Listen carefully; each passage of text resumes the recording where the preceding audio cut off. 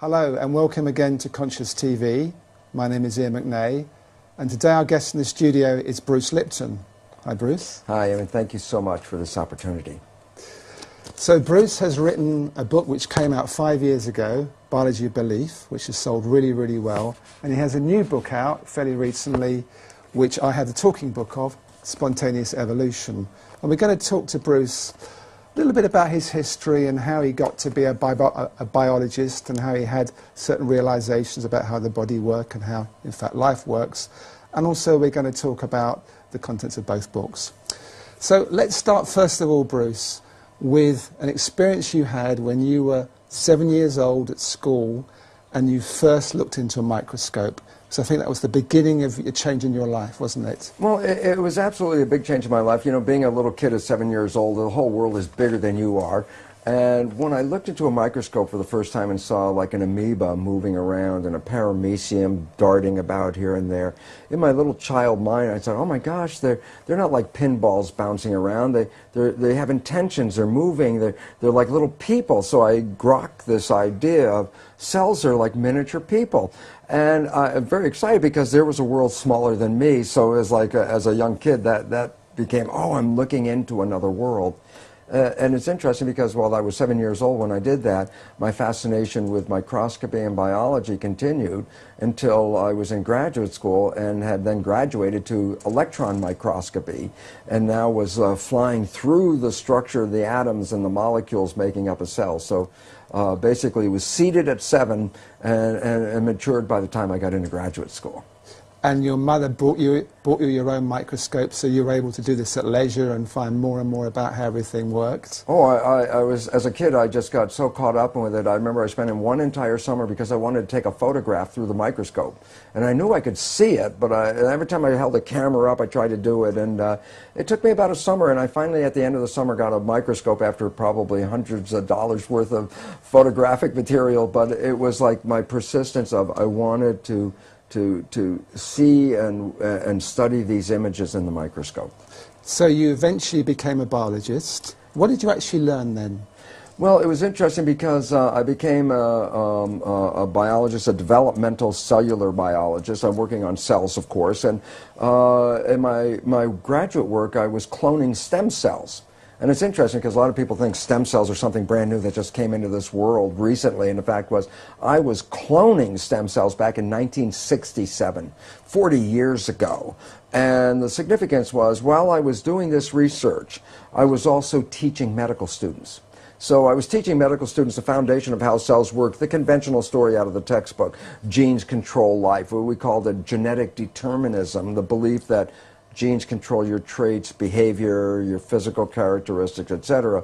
And what my research revealed when I was studying the stem cells was this, very profound. I put one stem cell in a petri dish all by itself, and it would divide every 10 to 12 hours. So it'd be 2, 4, 8, 16 cells, 32 cells. After about 2 weeks, I had thousands of cells in the petri dish, but what was unique, they were all genetically identical. But then I did the experiment. The experiment was to take some cells out of the dish and put them into a separate dish with a different environment. Okay. And so the environment is the culture medium, but the culture medium to cells is like the world that we live in. It's got the air, the water, the food, all the things in it. So I take the cells out of my stem cell dish, put them in a separate dish with a different environment, and the cells form muscle. But then I went back to the same dish with genetically identical cells in it and took some cells out and put them in a different environment, and they form bone. And then I went back to the same dish with genetically identical cells and put them in a third petri dish with a different environment, and they formed fat cells.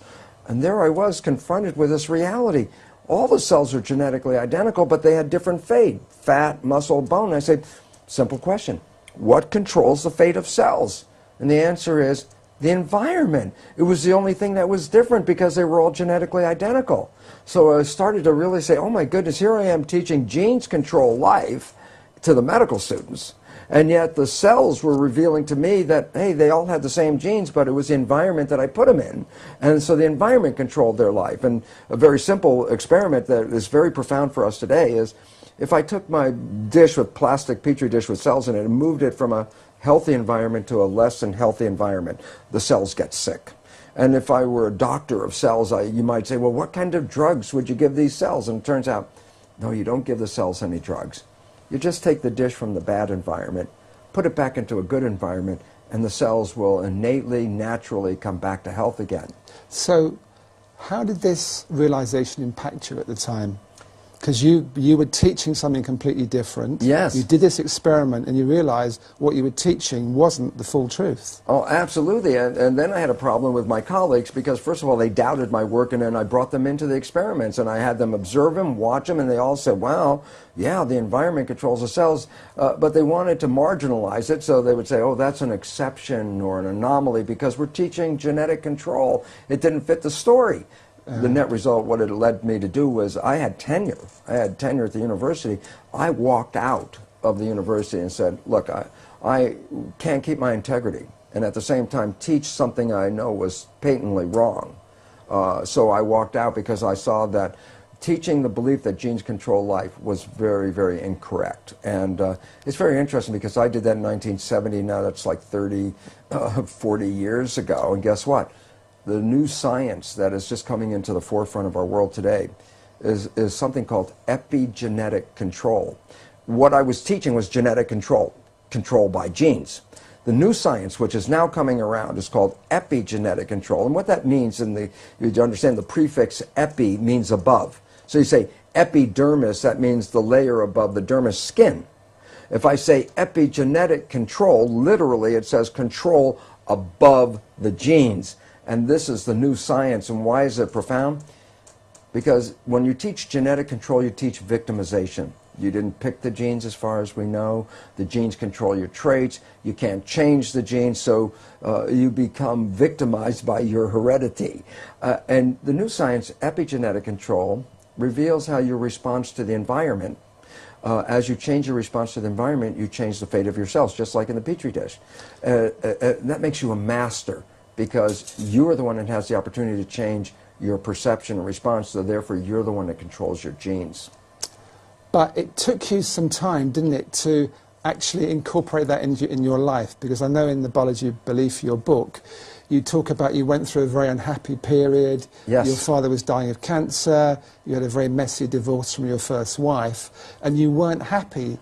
And you thought at that point that actually your genes did influence and you had unhappy genes, and it took you some time to actually realize that in your life you could change things. Yeah, it was very interesting because, again, I was still coming from the programs of my own deep beliefs, which I got from childhood on, about genetic control. And yet, it was funny because I was at that point also going out and beginning to talk to people about this new science, about if you understand what I'm talking about, you can create this fabulous life.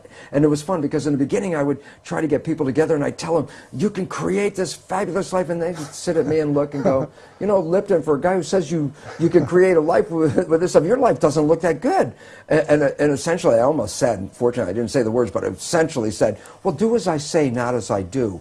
And that was the opening point that said, oh my God, I can't just talk about the academics of the new science. To make it work, you actually have to apply the principles of the new science. And that was a change point in my life where I said, well, I'm not going to lecture on this unless I verify to myself that by influencing my personal beliefs and attitudes and things that I can change my biology. And it was wonderful because it only took just a short time to realize how I manifest profound changes in my life by taking in the understanding that how I see the world, my perceptions, control not just my internal biology and my genetics and behavior, but it controls how I create in the world around me. So I went from a world of almost self-destruction into this world of more mastery. And the most exciting thing is I found since that time that I absolutely live in heaven because I've created a life. But let's look at practically how you did that, just so people pick up a few clues. Okay. Well, the first thing is this. The work showed that your mind's perception of the world changes your biology, the chemistry of your body, which changes your cells.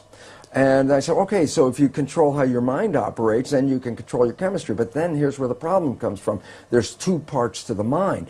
The conscious mind, which has your personal identity, your spirit, your source attached with it, is a creative mind. The conscious mind can see into the future, can review the past, solve problems. The subconscious mind, the other mind, is more of a habit mind. That's when you learn how to do something, and once you learn how to do it, you don't have to think about it, it's automatic. Well, most of us walk around in the world thinking that we're running our lives with our creative mind. And I'd say, Emmett, what do you want out of your life? And you would say, oh, I want to be healthy, I want to have great relationships, and then you try to say, I'm running my life with these beliefs.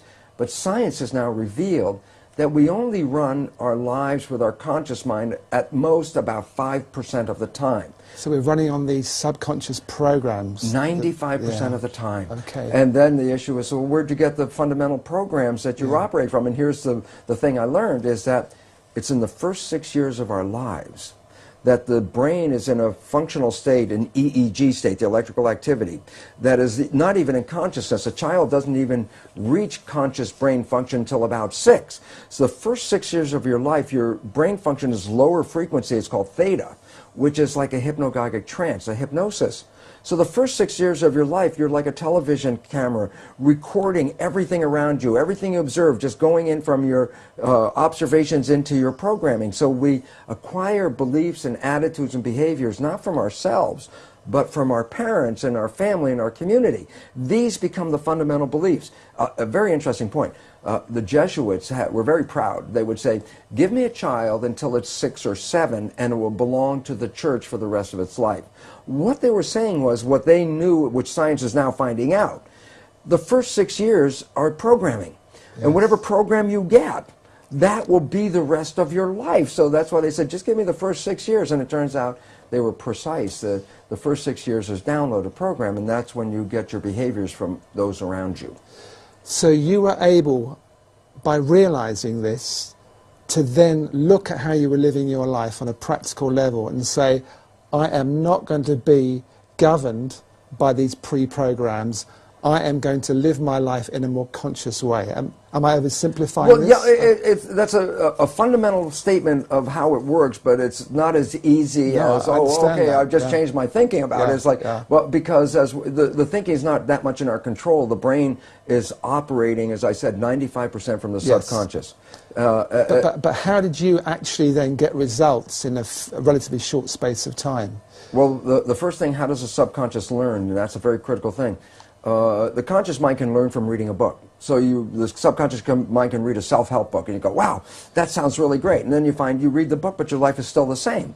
And it turns out, why? And the answer is because the subconscious mind is more of a habit mind, things that you repeat over and over again. Yes. So the reality is, if you can stay conscious, be present, and when those negative thoughts come in our head, and psychologists tell us 70% of the time, the thoughts that are going through our head are negative and redundant, so the same negative thoughts are going through.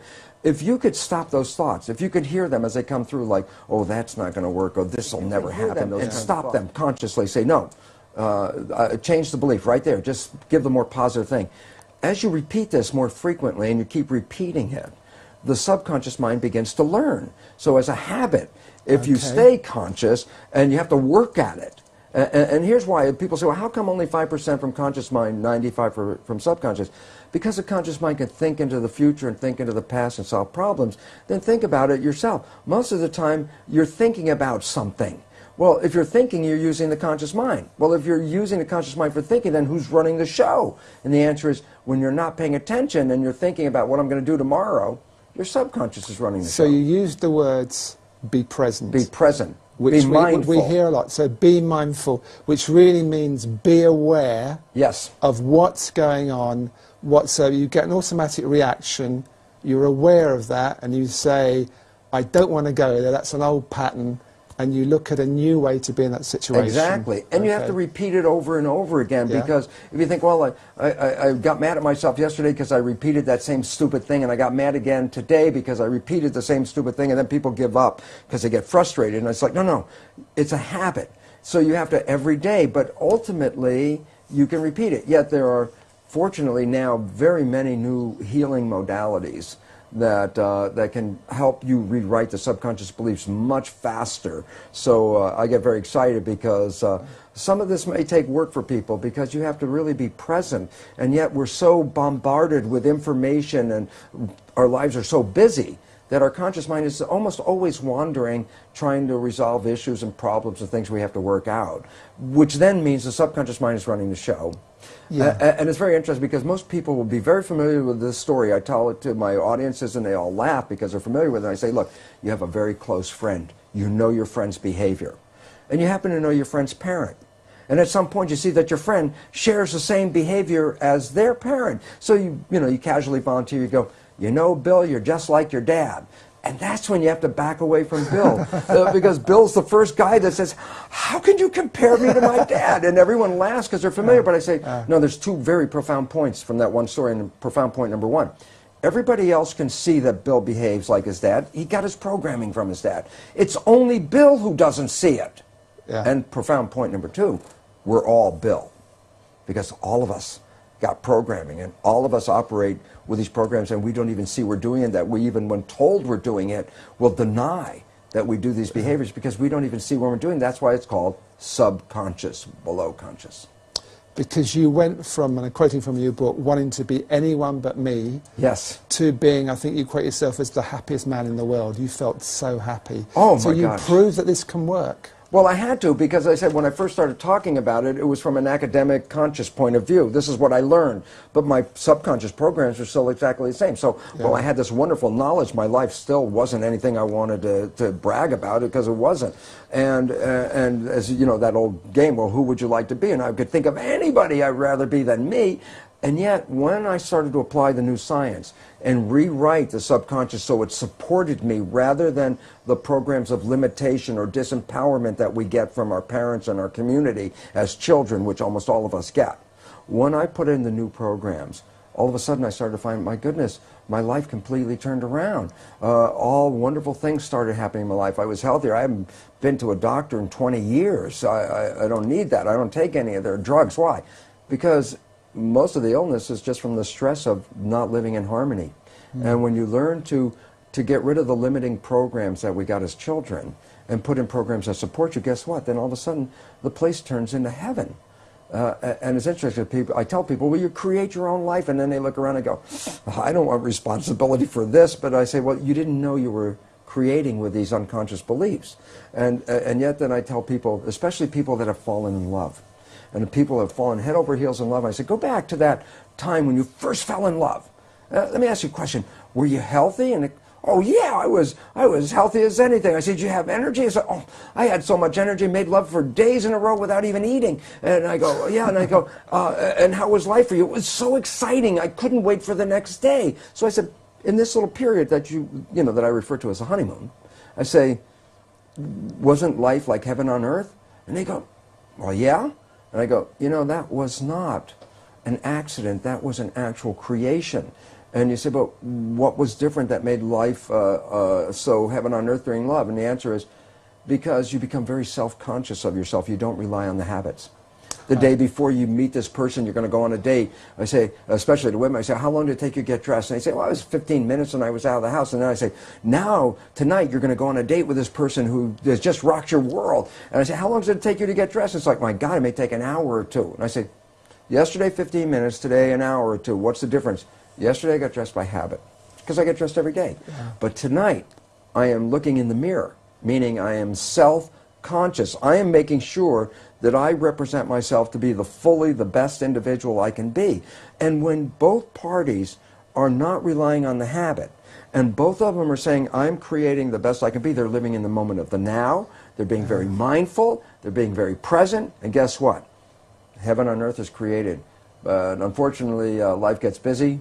It's hard to stay present. And they're meeting as well. They're truly meeting. Oh, yeah, yeah. Which is also very rare, unfortunately. Well, and why is that important? Because it did demonstrate that you did create this period, and it's available to you all the time if you knew how not to get stuck in the old habits.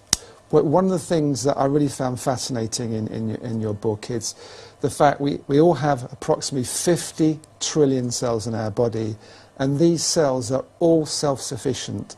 They have their own memory, they have their own immune system, and in fact you also go on to say that for 2.75 billion years there was only one-celled organisms alive on the planet. Yeah, and the nature is, as a single cell evolved to be the most intelligent it could be, it ran into a physical limitation because intelligence is physically tied up with the membrane or skin of the cell. You can only have so much membrane. So evolution apparently stopped. It was like 2.5 billion years, just a single cell organism. Then it said, well, how can you have more evolution? The answer is cells decided to come together in community, because when cells come into community, they share awareness. So there's more awareness with 10 cells than there is with 1 cell. And there's more awareness with 1 million or 1 billion or 1 trillion. So when you look at a human being, while we see ourselves as single entities, the truth is we are made out of 50 trillion amoeba-like cells. And so our body is this giant community. And what makes it very exciting, as you mentioned, is, well, in my own work with cloning cells, I can take a cell out of your body and it could live outside of you. Why? It has its own intelligence. It has essentially every function in your body is present in a cell. So my 7-year-old vision manifests to be true when I got older, to realize cells are miniature people. And then you say, well, what about happens in the human body? And I go, this is where the issue comes in, is because you have 50 trillion cells living in community, but your mind is the government. When a government works in harmony with the people, then the people thrive and the community is in good health and grows. But when a government is not really supportive or not working in harmony with a community, then the government can cause the nature of that community to fall apart, or even lead to the end of the community. Well, that's what we're finding out. Our mind is the government. And when we entertain harmony and the right living in balance with nature and with each other, then we provide our 50 trillion cells with very life-supporting information and chemistry. So harmony means giving the body good food? Yes. Not being stressed out? Absolutely. Living in a happy environment? Yes. Basically it says, as I said, when I had my petri dish of cells, if I put it from a healthy environment to a bad environment, the cells got sick. But you didn't have to give them drugs. Well, all you did is take the dish from the bad environment and put it in a good environment. And the joke which I like to tell people is, well, this happens in a plastic petri dish, but guess what? We are skin-covered petri dishes. Underneath our skin is 50 trillion cells living in a dish, and the culture medium is the blood. And so when I change the culture medium in a plastic dish, I change the fate of the cells. And I say, well, then what controls the culture medium? My blood, the chemistry. And the answer is, my thoughts influence my brain, and the brain releases chemistry that matches my thoughts. So when I'm in stress or I'm afraid of the world, I release different chemistry into the blood than if I open up my eyes and I find myself in love. I release completely different chemistry. And it's like, well, all I have to ask an individual is, how do you feel when you're in total love, or how do you feel when you're in fear? And the answer is, well, I feel totally different. And guess what? All the cells are bathed in that chemistry. And so the feeling of love produces totally different chemistry in the blood, chemistry that supports growth and healing of the body and supports the immune system. And in contrast, when we perceive reasons to be afraid and we release stress hormones into our body, we actually shut off the growth mechanisms and the immune system to save the energy. Why? Because if you believe you're going to have to run from that lion, you want all the energy available to run from a lion. So when a person is in stress, they allocate their energy reserves for fight or flight, but take it at the expense of the health of the system, the immune part of the system. And so the more stress you're under, the more bad chemistry, in a sense, of not supporting you that you experience. And it was a very important point. In our evolution, stress or fear was not the mainstay of life. The mainstay of life was to be happy and live in the harmony of the environment. Every now and then a saber-toothed tiger would come. Okay, now it's time to be stressed out. Now it's time to run. But the point is, once you escape from the saber-toothed tiger, in the old days, then it's like, oh, back to health and harmony. And I say, well, what about today's world? Today's world is 24/7 run from the tiger. And this is not biologically sustainable, because the chemistry of protection contrasts with the chemistry of growth. Yeah, it's interesting how the body, you point this out in Spontaneous Evolution, your second book, that how the body also is a snapshot of how we are as a human race. Oh, absolutely, because what we would see from a new understanding of evolution, which is a great extension beyond the Darwinian belief, which is quite limiting, okay, and quite troublesome, in fact. Because just think about what the principal Darwinian belief is. that evolution is based on a struggle for survival with a competition for fitness. So that says, oh my God, then our world is, we're all out there in a dog-eat-dog rat race trying to survive, because if you stop running, the person behind you is going to run over you. So if that's your way of life, then every day, by definition, you are living in a stress hormone body because of all the fears that we have. And yet evolution says, no, evolution is based on community and cooperation. A body has 50 trillion citizens. They live in harmony with each other. And it turns out that every human being, we're beginning to find out, is like a cell community called humanity. So in biological terms, the organism that's evolving on the planet is not the human being. We already did that. The organism that's evolving is the superorganism called human civilization.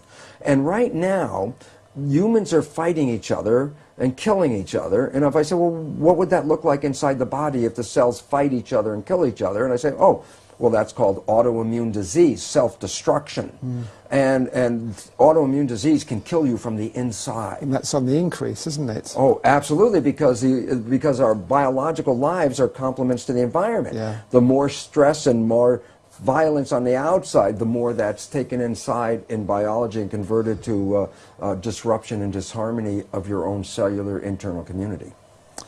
So what can we then do as a human race? Maybe it's an obvious question, but here we are. We represent, in a way, the 50 trillion cells that are in our own bodies on a bigger scale. And here we are. We see the intelligent ones, the ones that are really looking, are seeing what happens inside their own body. They're seeing what happens on the outside.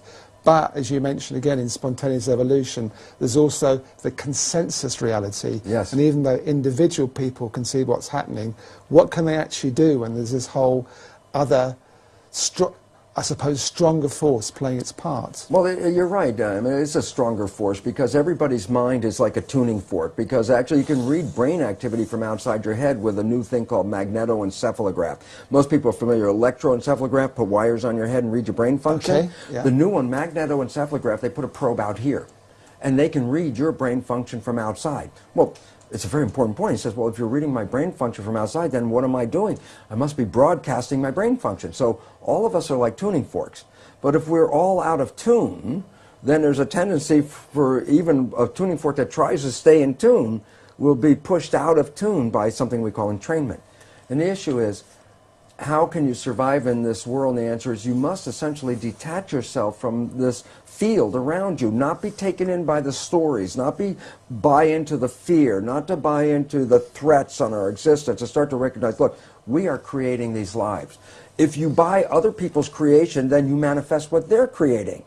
If you want what you want, then you have to not get engaged. And the more conscious you become, the less you are affected by the outside fields. And so this rising consciousness that we're seeing is the evolution of humanity to rise above the noise of the background and recognize you're the creator, just like we talked about. If you can create a honeymoon for yourself while you're in love, and everyone started to create a honeymoon for themselves, then all of a sudden the concept of war and violence would disappear, because if everybody's in love and everybody's in harmony and everybody's so excited by being here, then the competition and violence that we live by because of today's beliefs would disappear.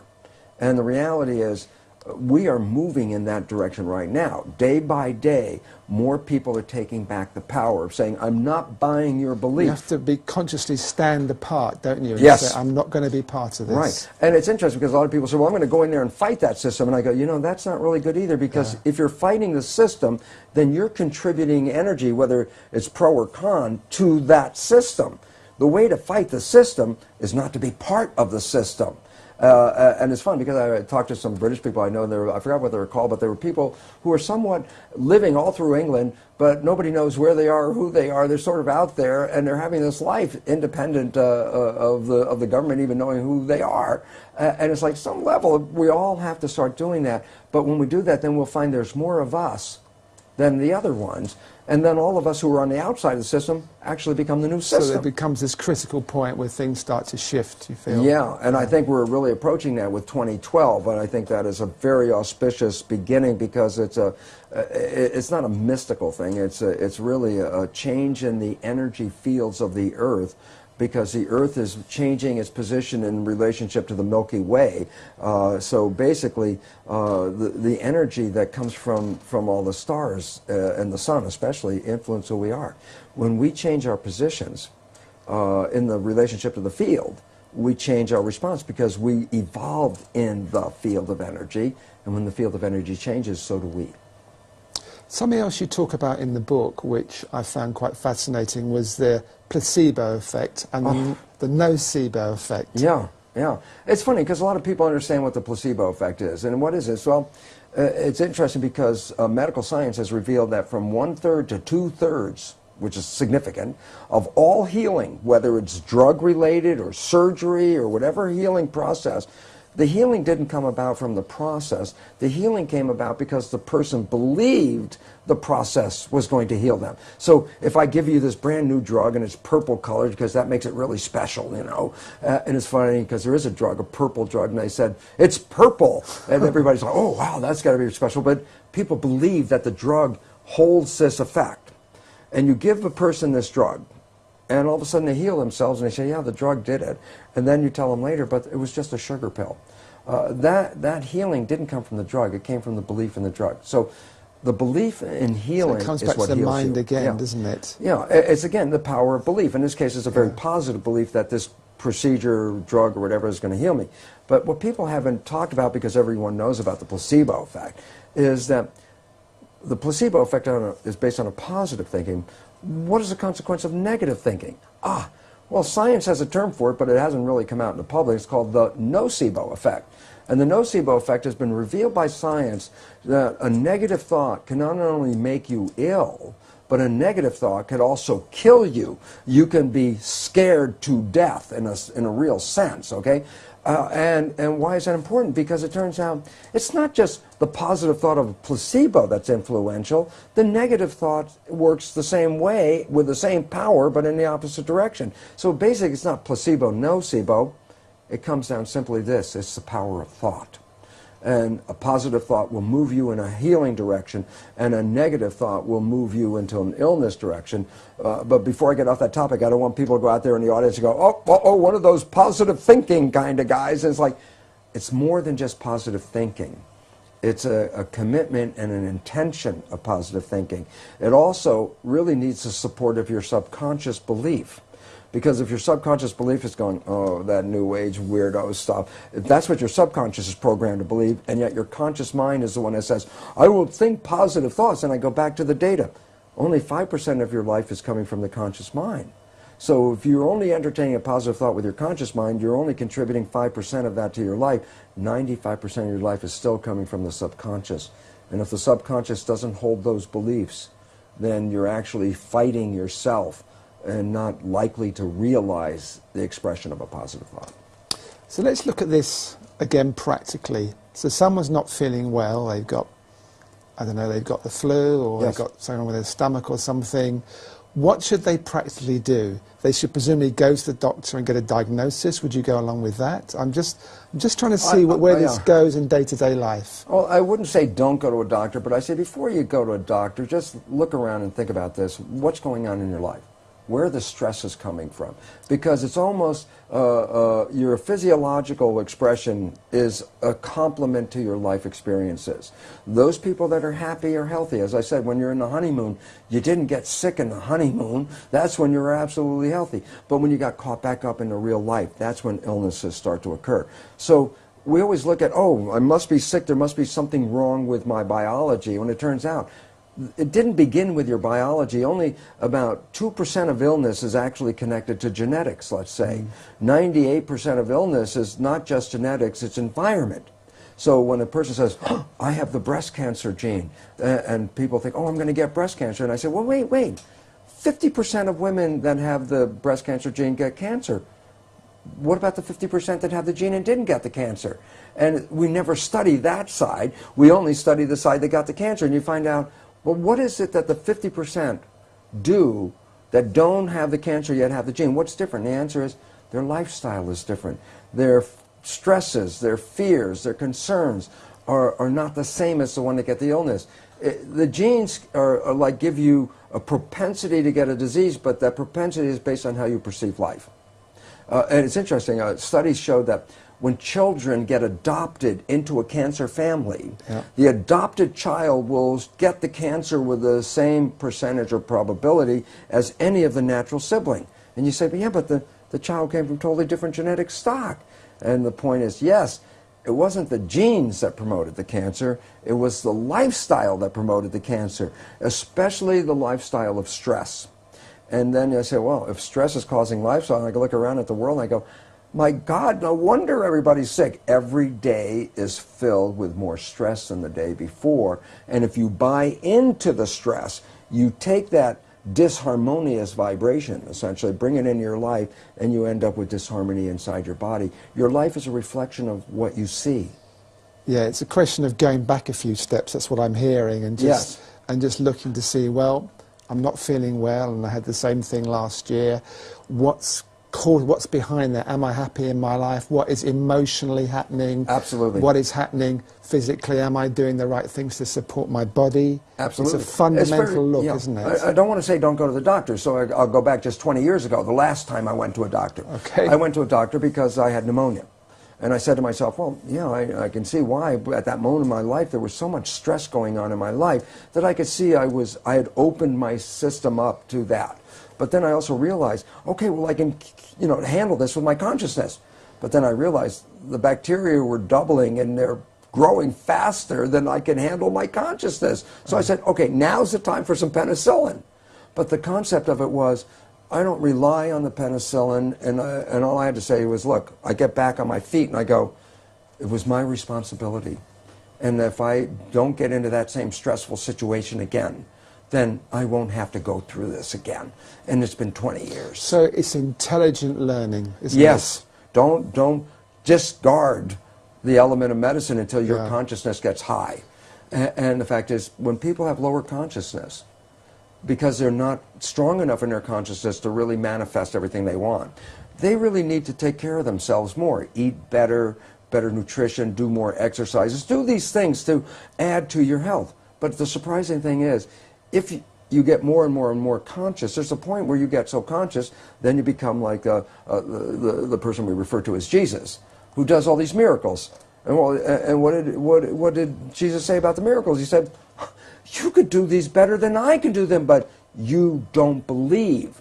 And that is the absolute truth.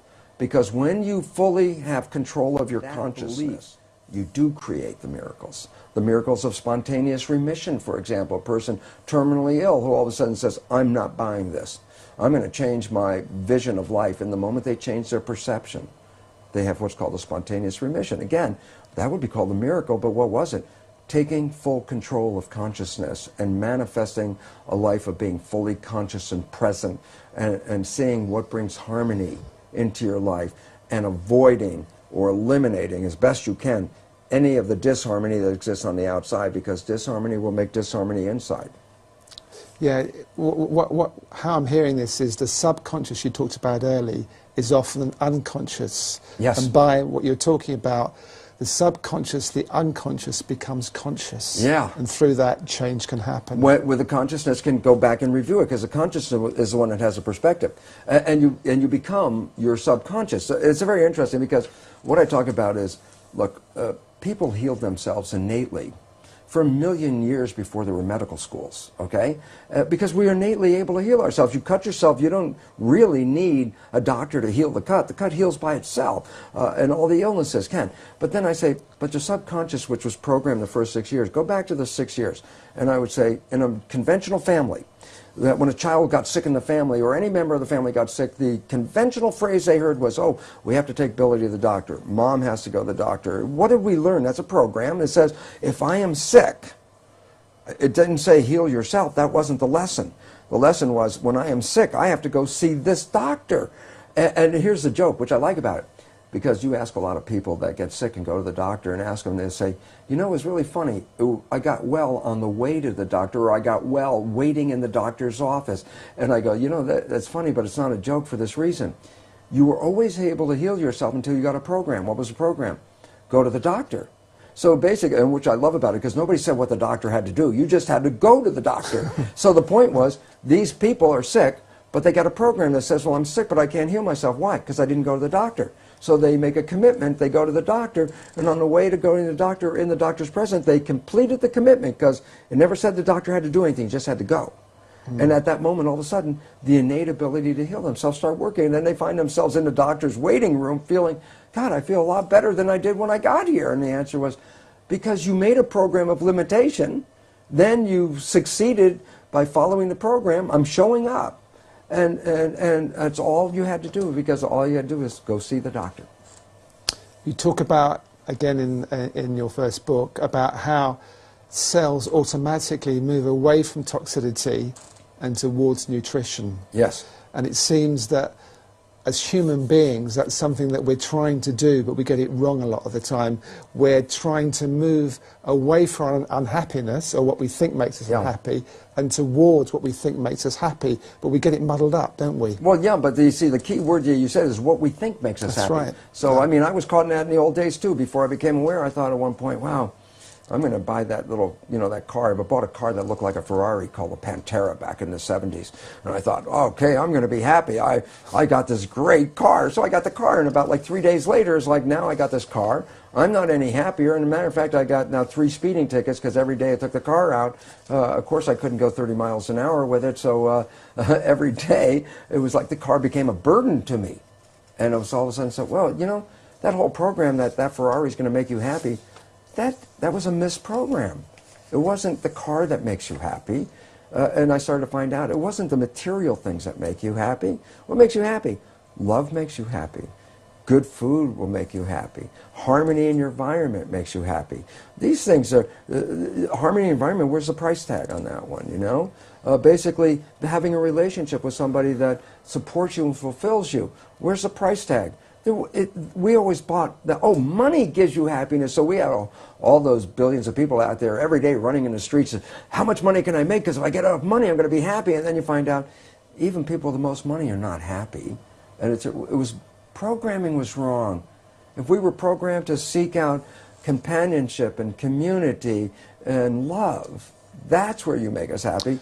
Change the whole game. But it's almost as if we have to go through a process of finding certain things don't work to find out what does work for us. Well, that's true, but then the question is this: how many people go through the process, find it doesn't work, and then repeat the process and it doesn't work again? It's like, oh yeah, I've been married 4 times, somebody was saying. It's like, God, they repeated the same error already 3 times with the ideas. Do you think by the 4th time maybe you could learn that whatever pattern you played 3 times in a row will probably play itself again until you change, not your partner?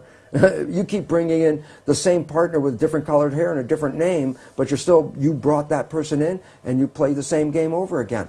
The question is, can you learn? The answer is you can, but do many people learn? The answer is no, because they keep thinking that it's just my fate. That's just the way life is. But their subconscious still remains unconscious. That's the problem. The key, until you change the subconscious program, the subconscious is a habitual mind. It's a habit. Yeah. Until you change the habit, you will replay the habit. That's why it's called a habit. So you keep replaying the same program. And so, you keep, it's like a definition of insanity is the idea of keep doing the same thing and expect something different to happen. The fact is, no, that's insane. Why? You keep doing the same thing, you're going to get the same thing. And if the habit mind is giving us a story, then the answer says, well, how do I change it? And the answer is change the subconscious mind, because that's where the habits are that we got from other people. Again, this is most important. The fundamental habits in subconscious mind came from other people, and that's why they rarely match what you want in your conscious mind, which is you. And you create those programs, and yet the fundamental programs of subconscious were downloaded during that first 6 years of our development. At the beginning of the book, you have a dedication which I really like, which I wrote out. And you dedicate it to Gaia, the mother of us all. May she forgive us our trespass. And I think there's a lot of wisdom in that quote. Well, when I finally started to realize a very simple truth, and it was like an old spiritual word, but I now understand the biological connotation of it, that we were made in the image of the environment. And so we are complements to the environment. And yet what we have done is, without being aware that our biology is dependent on the environment, that we have systematically undermined, destroyed Mother Nature and Gaia. And in the process, now we're finding we are threatened with our own extinction. And the fact is, well, we didn't know what we were doing. But the question is, will Gaia allow us to come back? And the answer is absolutely. Because just as much as a person can come back from the edge of death with something called a spontaneous remission, even though science has already recognized we are facing our extinction, so we could say that we're a terminal patient, humanity is a terminal patient, the concept of changing our belief system will allow the garden to come right back to fullness again. So we are in a learning stage to remove ourselves from the beliefs of our current civilization, which undermine not just the humans, but the environment that we're in. And the problem is, we were created as a complement to a certain environment. Since we are destroying that environment, then we are no longer complements to an environment. Then we don't fit by definition.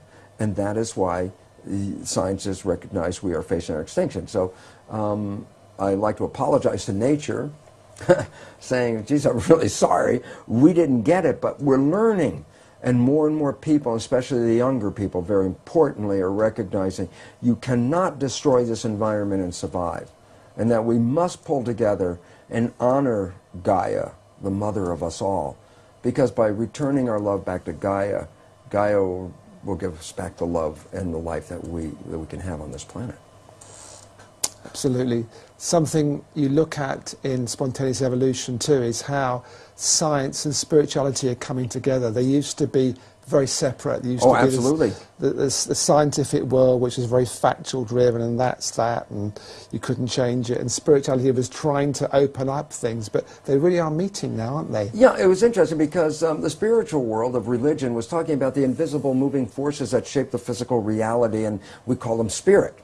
And then science only came into existence because it made a detente with the church. In the very early days of science, it said, look, we won't tread on your invisible spiritual domain. We will just study the physical world. And when Newton was able to predict the movements of the planet by just looking at the physical features, then scientists got the idea, well, if you can understand how the universe operates by just studying the material world, we don't need that invisible stuff.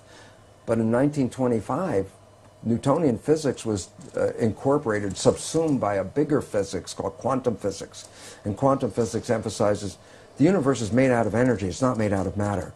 And then I say, well, what does the quantum physicists call this energy that the universe is made out of? I say, well, they call it the field. I say, what's the definition of the field? I love this. Invisible moving forces that influence the physical world. I go, my goodness, that's the same definition as spiritual is used for spirit. I go, yes, quantum physics emphasizing the invisible field as primary to the physical world is essentially reiterating the statement of the spiritual people who talked about the invisible forces shaping our physical existence. And so, by definition, science, the new science of quantum physics, is bringing us back into alignment with the spiritual reality. Hopefully, the dogmatic beliefs of the church, which had talked about these wonderful terms but didn't allow us to live there, and science, which is still stuck in its material plane, will both divest themselves of their dogma and allow us to come together and recognize that we're all part of that invisible field, that we don't even live in our own bodies, if you understand the nature of how the cell works, that we are part of the field being downloaded into our body, that we're all, by definition, the field, or we're all spiritual, same definition. And if we recognize this, the unity of it, and that you cannot be taken out of the field, and you cannot be, in a sense, punished by the field, you are the field, then maybe the beliefs, those very restrictive beliefs from both science and from the dogmatic religion, will disappear, because the people owning their own spirituality, owning their own responsibility, and not saying, oh, it's spirits that did this or things, other factors, that we are the creators, will generate a new world. Because what I firmly believe is very simple.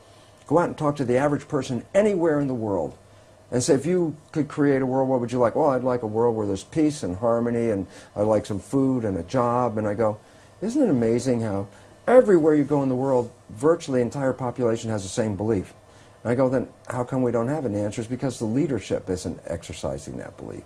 So I trust the people to take over the leadership of this world, and that the structure that is actually in a state of collapse. when it collapses, this will be our opportunity to evolve from the very destructive Darwinian perception of a world into a more holistic holism that says we're all part of the same system, we're all cells in the same body, and when we work together, we will create magic on this earth like nothing has ever been seen before. So I'm very optimistic about that. I think that's a great place to finish, Bruce. Thank you very much. Thank you so very much. I so appreciate this opportunity. And I just want to do a little plug here for Bruce's 2 books, Belief of Biology, Biology of Belief rather, and Spontaneous Evolution, which I had as a talking book, which I really enjoy listening to in the car. So thank you, Bruce Lipton, and thank you for watching Conscious TV. Hope we see you again soon. Goodbye.